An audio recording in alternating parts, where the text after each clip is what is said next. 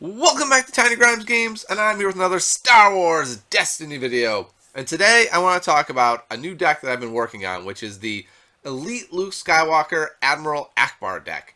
And this deck is basically an aggro deck. I already showed a Vader Raider aggro deck, and this is a little bit different take on it. It's actually much more explosive than the Vader Raider deck, but it seems a little bit less consistent at the same time. So if we look at Luke Skywalker, his dice are really strong. He's got a 2 damage side and a 3 damage side. And so when I saw him the first time, I was thought about basically the same thing as him and Vader, except for Vader has all these events that allow him to do damage out of nowhere. And so I thought to myself, can I make Luke do damage out of nowhere as well? And this is when I turned to both Padme and Ackbar as ways to do this. And basically what this deck is reliant on is Ackbar's 2 focus side. By having 2 focus, you're able to spin 2 of Luke's dice. It could be Luke's dice to 3 damage, or it could be Luke and his upgrade dice to more damage. And essentially you're able to spin his dice to a lot of damage based on Ackbar's ability. So I took that a step further and I said, what could I do with this? What if I made a deck that focused on the focus dice and being able to manipulate my dice that way? I don't have great events like Force Strike, but I can do other things. So let's go ahead and take a closer look at the deck. And at the end, I'll post a list as well as in the notes below. All right, so the first thing is, if we're going to run an aggro deck, we need weapons. And this is one of the problems, actually, of trying to run a Luke Skywalker aggressive deck. There aren't a ton of weapons, but we do have some. So I have 2 lightsabers, 2 Luke Skywalker's lightsabers, 1 raised staff, and a force throw. Now you might say, force throw? That's not really a weapon, but it really is. There's going to be some die on the board that does 2 or more, that has 2 or more on it as a number. And you can just simply throw that back. So it's both control and a little bit of burst damage at the same time, which I really like. Luke Skywalker's lightsaber and the regular lightsaber are great weapons in a deck where you're reliant on having lots of melee sides, and especially in decks where you have a lot of focus. So you'll be able to flip it to the +3, or turn another die to a regular one to enact the +3. And it is a little bit dangerous usually to have a bunch of pluses, but I'm going to show you a way that I'm able to really exploit these pluses and do some great things with it. Now, raised staff is a card I don't really like. 2 1 sides and the 3 side you have to pay for, but the bottom line is we don't have a lot of choices. If you don't have 2 Luke's lightsabers, just chuck in another raised staff. I have a version of this that I have built in real life. I actually opened 2 Lukes, and this was really the impetus for trying to build a decent Luke deck. And I don't have any Luke Skywalker's lightsaber, so I have 2 raised staff, and then I have to come up with damage elsewhere. So the next step to this focus idea that I had was, okay, I have my lightsabers, I have Luke, I have Ackbar and his double focus. Can I really exploit this further in my upgrades? I can't play any more weapons, they just don't exist yet. So you know what? I'm going to take another approach. And so you see here a whole pile of upgrades that both give me money, most of them anyway, and then also have focus sides on them as well. So you have stuff like the Jedi Robes, which keeps Luke alive and has 2 focus on it and 2 money. That card is really good for a deck like this. Scout, a focus side, a money side, and maybe you need to pull some mitigation from their hand. I mean, it's really the great downfall of this deck is when you get it set up and they just pull a die away. And we'll talk about how to get around that in a moment. But that really is what rips this deck apart, and so something like Scout really helps with that. Promotion's a great die. It has a plus melee side. You're probably going to have melee damage. It has a resource, it has the focus, and it has a great ability. You play it on Ackbar, he becomes Grand Admiral Ackbar, and you get to draw a card. Drawing cards is always great with a deck like this.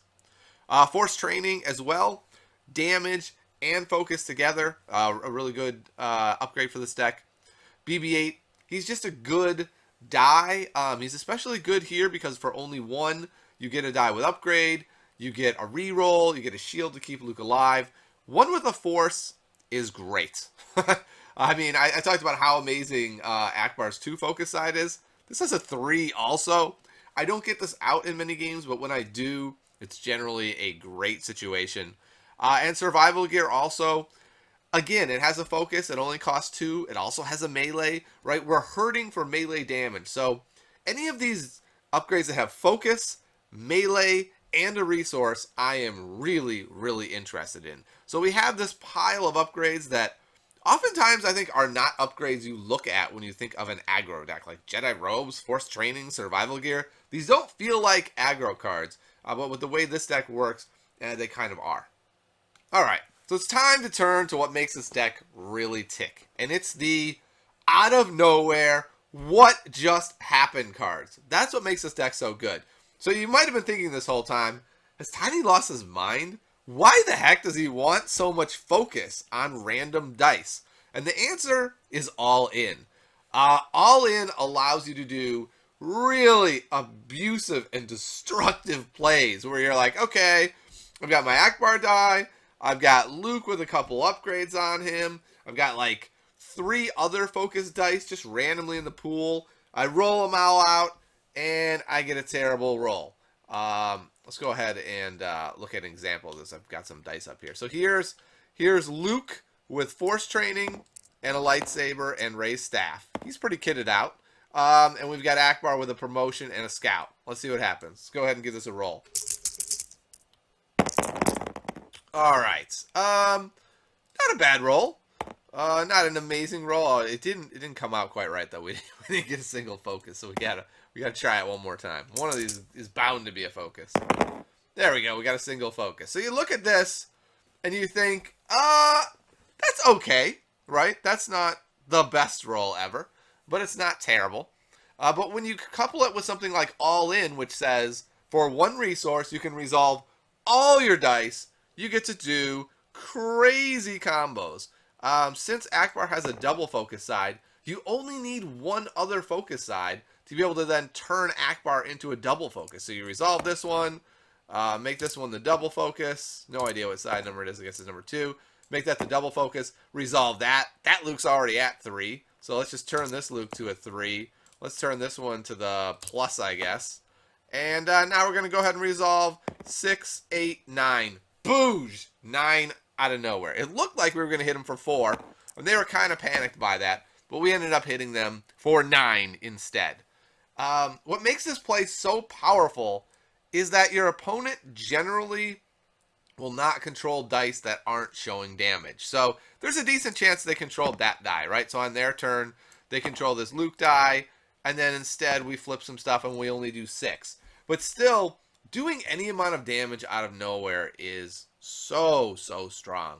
What makes this especially strong is when you have a bunch of plus sides. So let's say you have 2 lightsabers and they're both on the +2 and both of your Lukes are blank and it looks like you're not doing any damage at all. And they're like, okay, obviously I'm going to have to control one of these dice, but I can't control the plus sides because then you can just re-roll anyway the Luke. I need to hit Luke when he hits his damage side. And when you do All In and you can do all of your dice resolved at once without them having a response, there just is nothing they can do. All In wins games with this deck. I've won nearly every game with All In. It's just that good. And one last thing about that.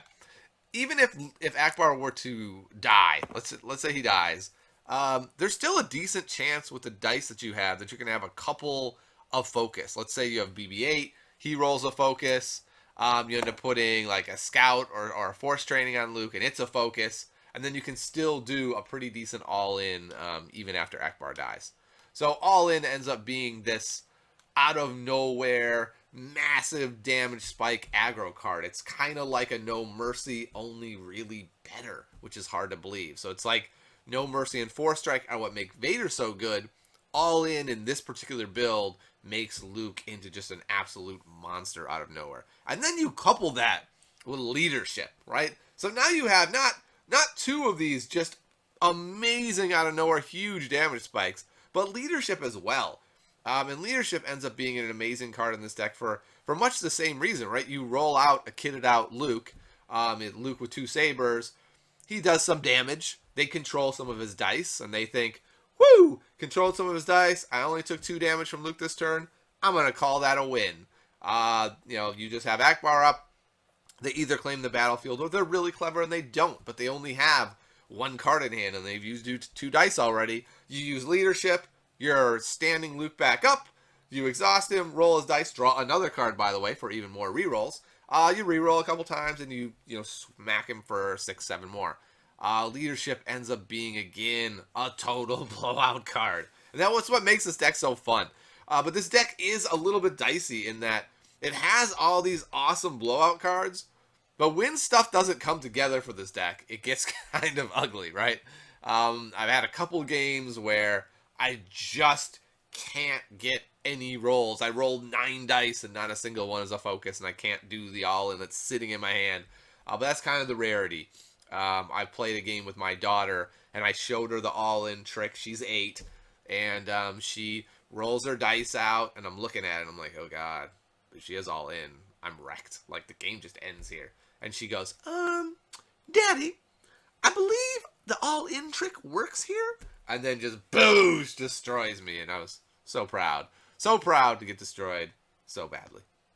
So clearly, you need to have some mitigation in the deck, even though we have these awesome blowout cards. So we've got Deflect, which is just a great card.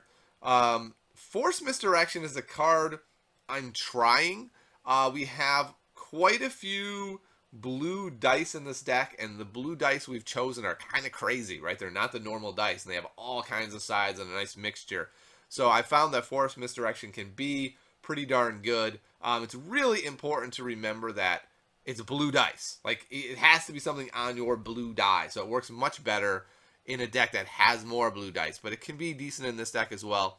And then use the Force, ends up cutting both ways, right? If you have that all-in play set up, and all you gotta do is hit Ackbar on his 2 focus, sometimes it's worth just playing Use the Force on Ackbar, flipping him to the 2 and going, what you got? Are you really going to control Ackbar's die? Because if you don't, you're going to lose. And if you do, then I can just re-roll my other dice. And when Luke hits his monster side, you've already used your effects on the Ackbar die. And hopefully I'll be safe. And you can also use it for defense. The one problem with this deck is it doesn't have a ton of defense. It's an aggro, in-your-face, beat-you-down deck before you can really get going.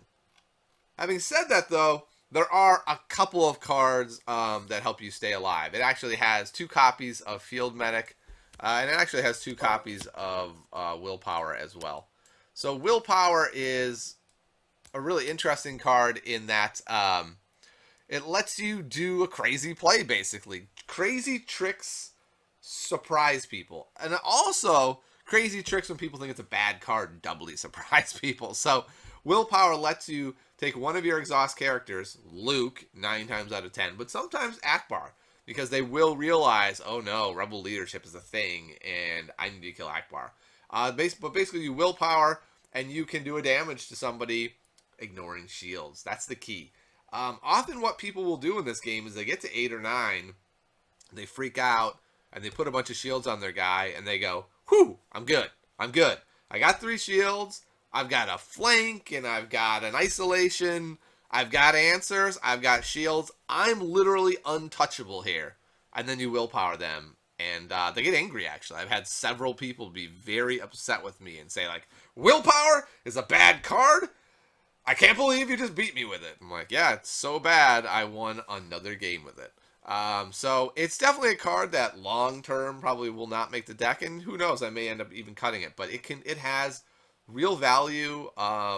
It's, again, just another burn card, right? Like in the Vader Raider deck. When you're playing an aggro deck, you need to be burning, right? You have to be doing damage. You have to be pushing, and Willpower helps you do that. And Field Medic, I mean, it's not great, but healing 2 damage from a character for only 1 resource is pretty darn good. If the game goes into the mid-game and you hit 2 of these, that's 4 more damage they have to do to Luke. A damage with 16 health, a Luke with 16 health, 17, 18 maybe with Willpower, that's a tough Luke to kill.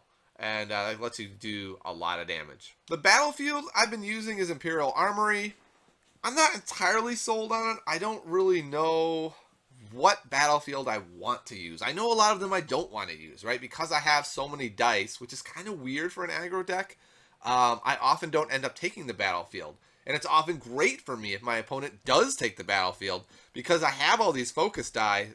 Anything can happen. Like, if you take the battlefield against this deck and there's 4 dice out, be prepared to take a pile of damage. If I have a Use the Force in my hand, and I can do a reroll and hit 1 focus and a couple damage and focus another die, it's real dangerous to take the battlefield. So I don't want stuff that is destructive when the battlefield gets taken. Imperial Armory helps this deck because it has so many upgrades and so many cheap ones that if I am able to take this, I can often play something for free, or maybe play, you know, a lightsaber at 2 instead of 3, which is pretty. All right, so this is my Luke Ackbar deck. Much maligned Luke is, you know, oftentimes by me. But ever since I got 2 of them, and that's really the only legendaries I have, is 2 Lukes, 2 Force Chokes, it's really forced me to engage him further, and I feel like he's a real viable, aggressive deck. I don't think he's quite as consistent as the Vader Raider deck, but having said that, I don't lose many games with this deck. It just does a lot of damage really fast and out of nowhere. And what makes it kind of fun is it's not like I have to win in 2 turns kind of deck.